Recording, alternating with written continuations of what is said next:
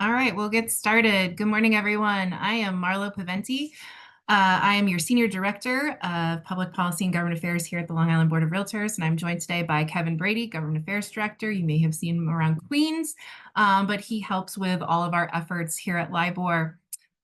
Today we have a special guest. We have Densay Sengsoulavong. He's from the National Association of Realtors. Densay is the senior political representative for NAR and has served in many roles in the realtor world over the past decade. After several years as Government Affairs Director at Cape Fear Realtors in North Carolina, he was hired as the association executive for the Southern Adirondack Realtors in upstate New York. He joined NAR in June of 2023. He has a background of law and politics and is a graduate of the University of North Carolina, Wilmington and Wake Forest University School of Law. He has worked on local and statewide political campaigns focusing on grassroots outreach and public policy development. Densay lives in Washington, D.C. and covers congressional districts in Tennessee, North Carolina, South Carolina, Georgia, Alabama, Mississippi, Louisiana, and the great state of New York. I will just say, as people start to trickle in, if you have any questions, please put them in the chat, and Kevin and I will address them at the end of the webinar. And since our time is limited with Densay, we want to hand it over to you. Welcome. Excellent. Thank you, Marlo, and thank you all for the invitation. Always great to be able to talk to New York members, even if it's via Zoom. So good morning, everyone, or good afternoon, I should say. We are going to talk a little bit about what's going on in DC on the policy and legislative side, and towards the end, maybe dive into some politics. I know you all just had your primary election last night. I stayed up pretty late, for me at least, to watch some of the returns, but I don't think there were too many surprises at the federal level, so I did get to bed at a reasonable hour. So what I want to do first, though, is sort of do a little bit of level setting and just talk about how our three-way agreement with the state and local associations work and how the advocacy efforts sort of play into that. So for those of you who aren't aware, we are a federated trade organization, meaning once you join your local realtor association, you automatically become a member of the state and federal or the state and national association as well. And that plays a role in how effective our advocacy efforts are, not only at the federal level, but also sharing resources and helping each other at the state and local level. As Marlo said, I work with the state and local associations in New York as well. The team that's here in the DC office, I want to go over just some of the staff members that are working on your behalf. In the advocacy team, we have the government advocacy group, which you all know as the lobbyists. So these are the staffers that are interfacing with members of Congress and their staff on a near daily basis. And even when they're not in session, they're talking to their staff about legislation that we're supporting, trying to get members of Congress to support those pieces of legislation that are good for our industry and good for you all as realtors and practitioners every day. The policy advocacy team, these are who I refer to as like the smartest people in the building. You might have seen some of them if you've attended any national conferences. We usually have them speak on deep dive policy issues, and there are a myriad of them because, as you know, real estate touches a lot of different public policy issues. So these are the staff members that are going line by line through pieces of legislation as they're coming out, especially those that are going to affect you all and your industry, and making sure that they're aligning with our stated policy positions on those issues. Next is the political advocacy team. So this encompasses RPAC and all the fundraising and disbursement efforts that we do at the federal level. And it also includes my team, the team that I'm on, of political reps that often travel around the country, do presentations like the one we're doing now. I remember I go to New York often. I see you all at Turning Stone and in Albany for midwinter meetings. So that's part of what we do. And we have a team that does that for all the states in the country and all the associations throughout. And last but not least, there is a state and local advocacy team. This covers all of those awesome grants that you all might have seen or used in the past, not only for community outreach, but also issues mobilization, state and local IEs. These are sort of member-facing programs that just add to the value of Realtor wherever you all happen to be in your local district. And of course, there is a volunteer team, which are all Realtor members. So we have what are called federal political coordinators. These FPCs are assigned to a member of Congress. So every senator and every House member has a Realtor that's appointed to them to serve as their FPC. They're appointed by the NAR president, and they serve as sort of a line of communication between the Realtor team and the elected official. They usually have a standing relationship with that member of Congress, or maybe knew them, or maybe was their Realtor. They're appointed for the term of service for that member of Congress. And they're just another way, another channel of reaching that member of Congress when we need to communicate with them about policy issues. And they're, of course, the ones that take the lead during your Hill visits, which we recently had here in DC, talking about our federal priorities and issues, and getting them to join, for instance, the real estate caucus, which is what something we'll talk about shortly as well.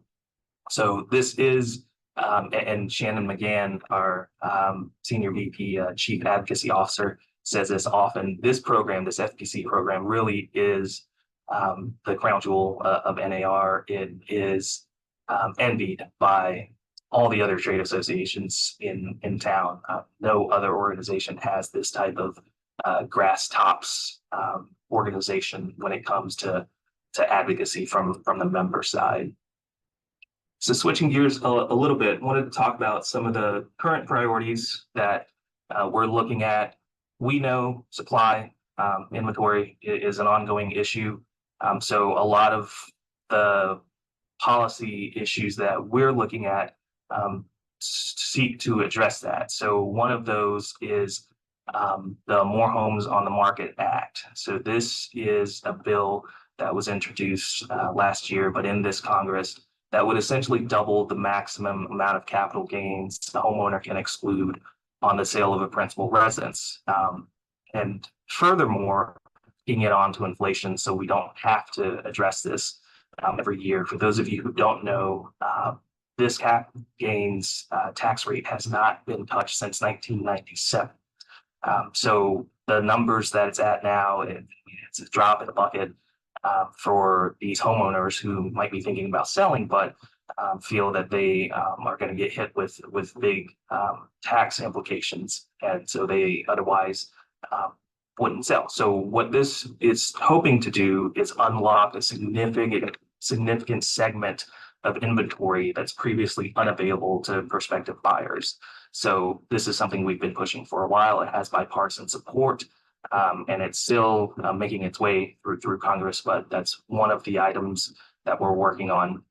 Another one on the tax side, to expand housing development, a couple bills. One is the Neighborhood Homes Investment Act, and another one called the Affordable Housing Tax Credit Improvement Act. So both of these are designed to significantly increase the number of homes available for lower and middle income families.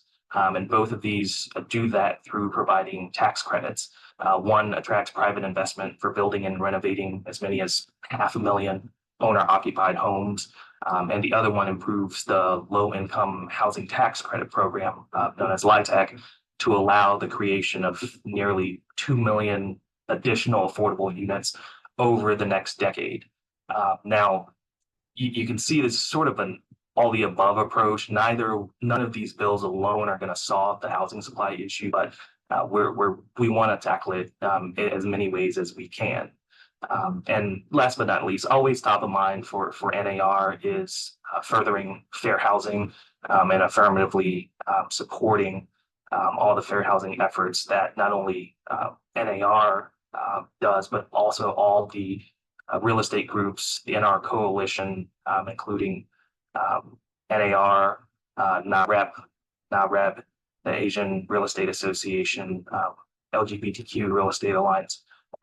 And all those groups actually recently issued a statement of support for HUD's affirmatively fair housing rule. So that is a rule that encourages data-driven local solutions to housing segregation, and of course includes a new emphasis on home ownership opportunity, which you all might have read. There's this growing disparity in home ownership rates between segments of the population. So those current priorities have been ongoing for the last Congress since last year. I wanted to touch on some updates since our Hill visits. So for those of you who came to DC, thank you all for your efforts in going to those Hill visits. It was the first Hill visits we've had since 2019, I believe. So it's been 5 years. So that's a long time for realtors to not have met with their members of Congress at the level that we all did in early May. So one of the things that came out of this, and this was a fast-moving issue that was an unintended consequence of the settlement from the lawsuits, but the VA home loan program was affected by the prohibition of financing or paying actually buyer agent commissions, right? So we added that as a topic of conversation for you all when you visited your members of Congress. So since our mid-year meeting, we have had 2 letters from the House that have been sent to the VA, directing the VA to clarify how they will solve this issue. There's been language that's been inserted and approved into a House Appropriations Committee text for the fiscal 2025 year to examine how the VA home loan program will be affected by a change in commission structure. And separately still, a bill has been drafted called the VA Home Loan Reform Act. No bill number's been assigned yet, but it was brought before the VA Subcommittee on Economic Opportunity. So again, you're seeing an all of the above approach on this, trying to see what works. And recently, I think within the past 2 or 3 weeks, the VA actually agreed to remove the prohibition on buyer broker compensation, which is a win for us. I think the move is temporary because they're a government agency. They're still going to have to go through a rulemaking change, which is, as you all might know, is a much longer, involved process. There's drafting that needs to be done. There's feedback that needs to be solicited. But at the moment, legal is reviewing VA's circular. We're asking our questions, the technical questions.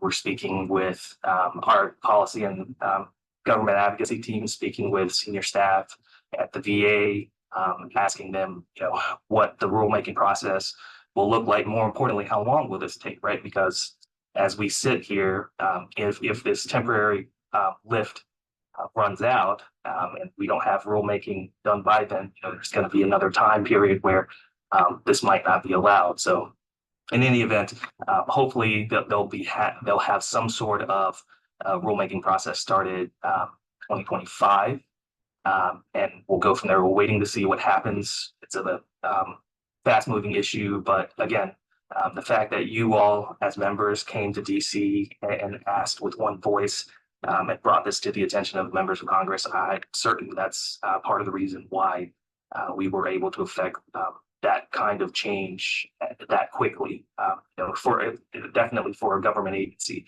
I know Marlo and Kevin know the fact that it happened at the federal level that quickly, that's almost unheard of, which is great for us. So in any event, there's a lot of things that are happening with this. It's unlikely that anything moves by the end of the year. We're not expecting any markups or legislative hearings as far as this one goes for the remainder of the year. But we're in a good start for the start of the 119th Congress early next year. So the second thing I touched on earlier is the reestablishment of the Congressional Real Estate Caucus. So this was announced during mid-year as well.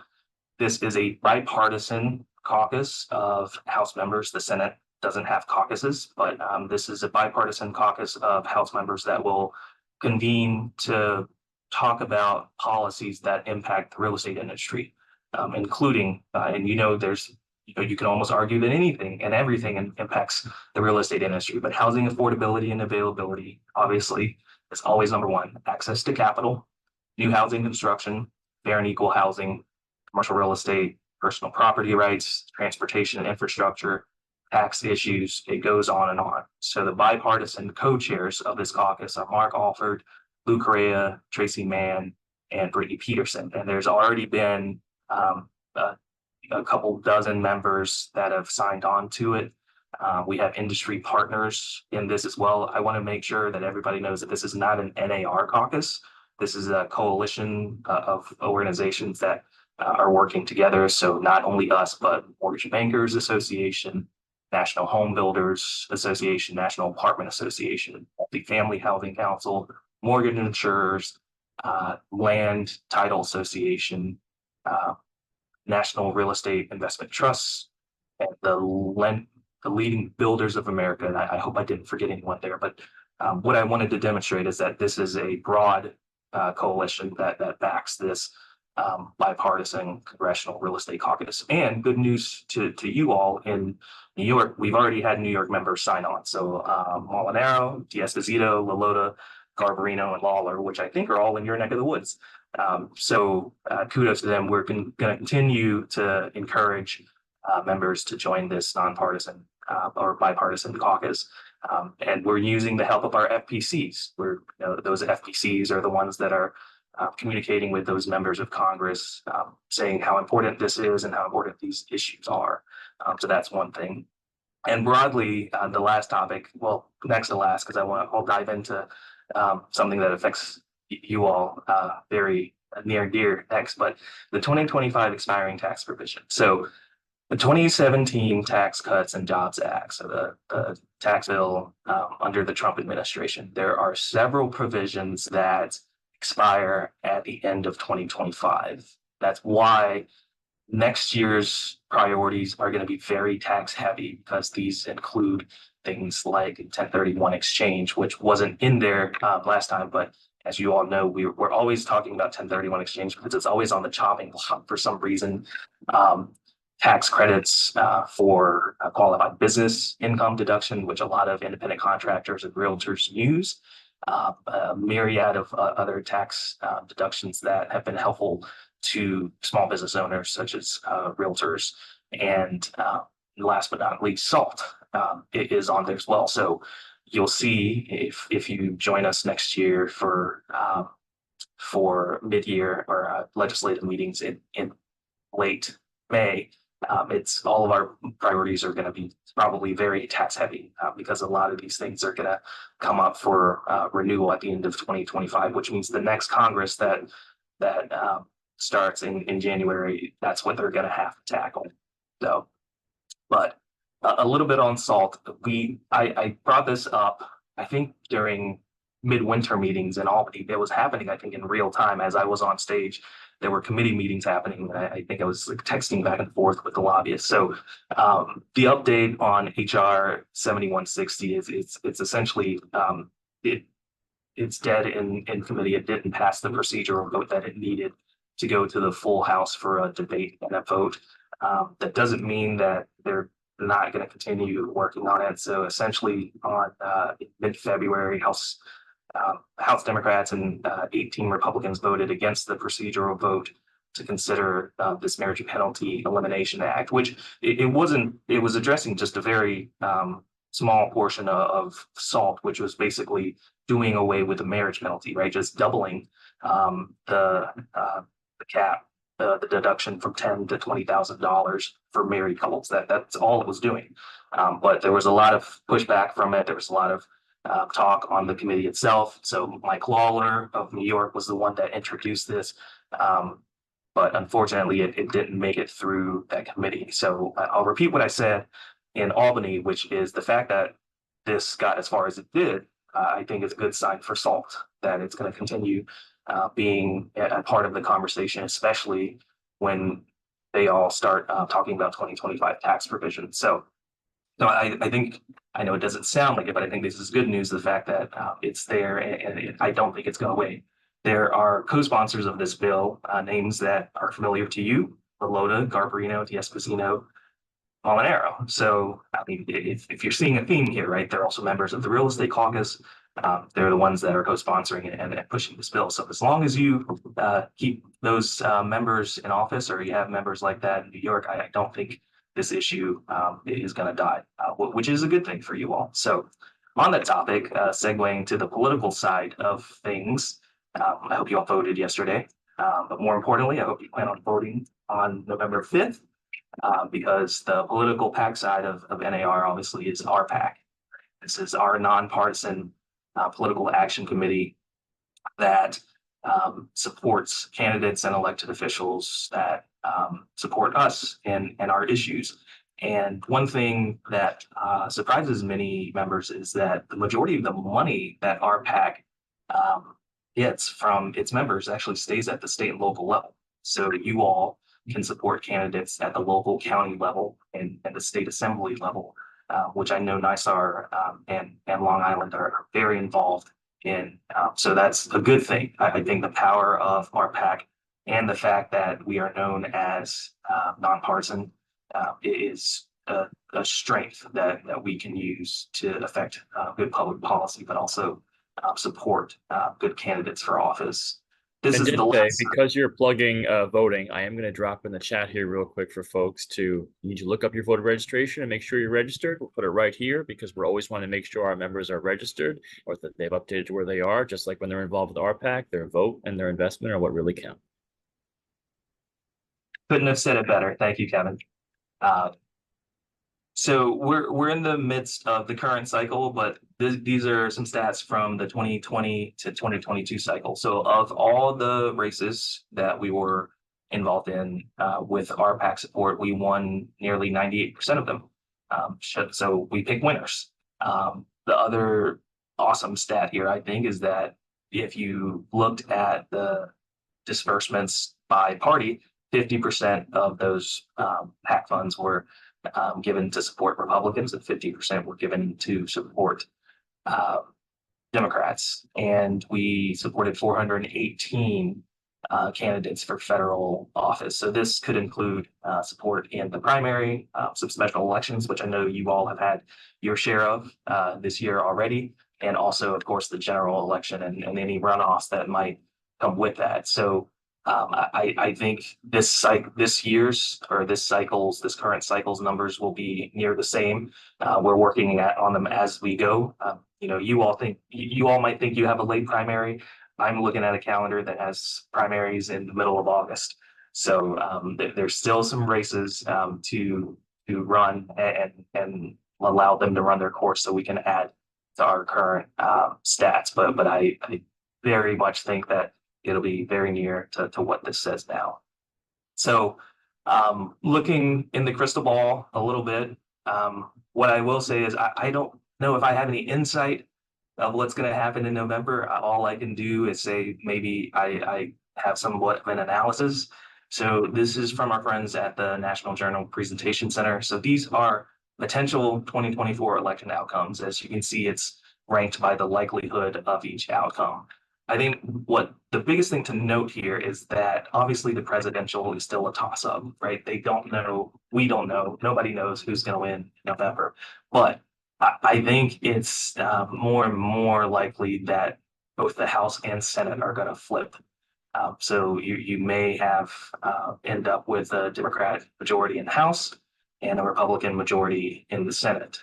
And we'll talk about New York specifically in a second here, but for New York, that has implications not only leading up to the election, but afterward because of who is in your state.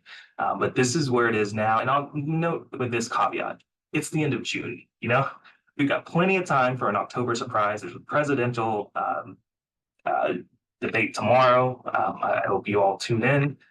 So there's plenty of time. Anything can happen.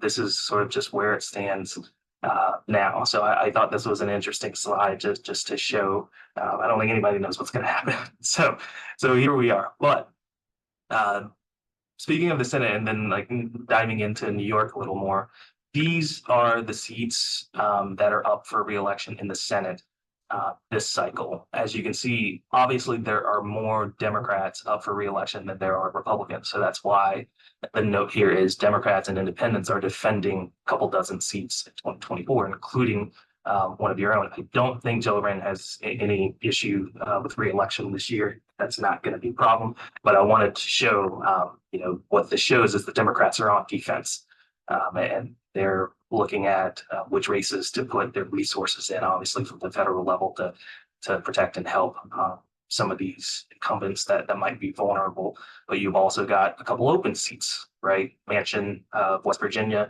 decided not to run for re-election, and Kyrsten Sinema, very late in the game, decided that she wasn't running for re-election either. So you've got some open seats that are going to be in play. So there's a lot that can happen here in the Senate, and there's a couple slides here that show the top 10 most likely to flip in the Senate. As you can see, Joe Manchin's at the top. All right, shouldn't keep calling it the Joe Manchin seat. I guess the West Virginia seat is at the top. It's rated as a solid R. The others we see there are pretty much all toss-ups. And you see Kyrsten Sinema on there as well. So both of the open seats are there as likely to flip. So that's what they're taking into their calculations, figuring it's likely going to be a Senate majority come next year after the election. Now we're getting into the real nitty-gritty now. So these are the seats. If you've heard me speak, I think in the last year, I'm a broken record when it comes to this. I said early on the power for the U.S. House is going to go through New York. I still stand by that. New York elected in 2022 6 of the 18 Biden district Republicans. 5 of them are on this list. The 6th one, George Santos, was expelled and already replaced by Tom Suozzi, who still ended up on this list because these districts are very, very competitive. So I highlighted all the New York ones. So these are the House seats that are going to be very, very competitive in 2024. Now that the primary is behind us, it's all eyes on November for these. So what we're going to do is make sure we keep an eye on all these races. We'll be meeting and going through a process of support for federal candidates in earnest here in the next few weeks. And you're going to see a lot of political activity from both sides of the aisle here in trying to shore up, either trying to keep a Democratic or a Republican majority or flip some of these seats. Because as I've said before, you've got 2 New Yorkers that have a big stake in what happens in November, right? You've got Hakeem Jeffries, who will likely be the House Speaker if the Democrats flip the House. And you've got Elise Stefanik, who's keeps rising in the ranks on the Republican side as GOP conference chair at the moment. But of course, she's been talked about as a VP candidate for Donald Trump. And if short of that, perhaps a cabinet post. So there's a lot of investment happening in New York when it comes to defending or trying to defeat these vulnerable incumbents here. So next 4 slides are the top 20 seats that are most likely to flip. And you're going to see a theme, a lot of New Yorkers on here. I think there's a New Yorker on each slide, actually. So the first ones are 2022, or 22 and 4 are those 2 districts. So Brandon Williams and Anthony D'Esposito. Another New Yorker is Mark Molinaro. And of course, Mike Lawler.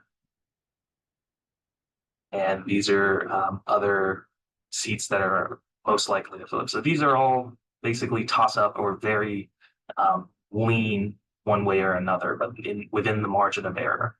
There's a lot, like I said, I'll repeat it again. It's the end of June. There's a lot that can happen.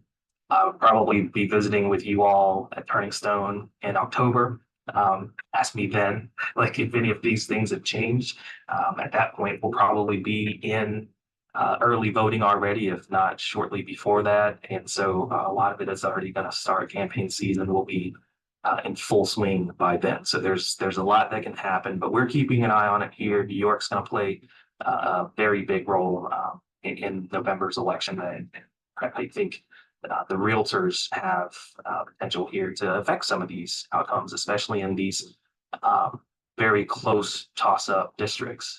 It could very well be the group that sends it, one way or another. So I don't want to overstate that, but it's we realtors have been known for swinging some elections here and there. So aside from voting, aside from registering to vote, as Kevin said, and then making sure that you're in the right district, there are other ways to get involved in the Realtor Party. Invest in RPAC, sign up for a grant or a Realtor Party program. This can be done through your GAD, so through Marlo's office. If you all are working on community projects or anything, there's Just so you know, Densay, we actually we actually can't apply for a Realtor Party grant. So oh, in New York man. State, because it actually all Oh, goes to it's one of NAR. those states. Yeah. Well, not a Realtor Party grant, but maybe a community development grant. Like those are very useful as well. Join our text list, text Realtor to 3030644. Go to realtorparty.realtor and read the Realtor Party news. Here's my information. If you scan that QR code, it'll add it to your contacts, so that prevents you from having to spell my last name, which is always useful. And Marlo, Kevin, that's all I had. Happy to take any questions. Amazing. Thank you. Thanks so much, So Densay. would we be able to have access to these slides that we can put on our site for our members who may have missed and wanna take a look at them? Absolutely. Awesome.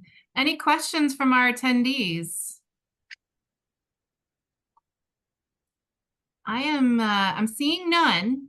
I think the takeaway here for our members, and when we repost this on social media, I think the takeaway or the big talking point is that New York is gonna have a big role in these fall elections, and I think our members need to understand the brevity behind that. So we will make sure that our members see this and it gets replayed to them as much as possible. We thank you for your time today. And if anybody has any questions, you know that you can reach out to Kevin and I at govaffairs@larealtor.com. Densay was happy to share his information. So thanks, Densay, for joining us. We appreciate you so much.